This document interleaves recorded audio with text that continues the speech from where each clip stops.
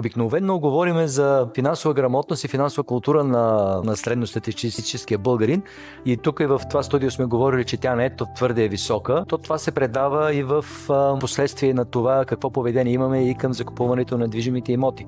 Защото закупуването на недвижими имоти има две страни. Единият е да си купим жилище, в което да живеем, да създадем семейство, да имаме дом. Съвсем друг е начинът и отношението към инвестиране на, примерно, закупуване на втори, трети, четвърти, пети имот, на който разчитаме да му се дигне цената от една страна и разчитаме и на текущ доход. Обаче кога една ипотека започва да натоварва опасно един семейен бюджет? Обикновено тогава, когато сме направили лоша преценка, действали сме емоционално и не сме преценили покупателната неспособност на семейството. Веде едни правила, в която разпореди, че не може човек да вземе кредит, т.е. или може да вземе кредит, когато общият дълг към нетния му доход трябва да бъде поне 50%. Твърде на мен лично това число не ми харесва, защото смятам, че е доста заробващо. Обикновено практиката е около 30% би трябвало да бъде.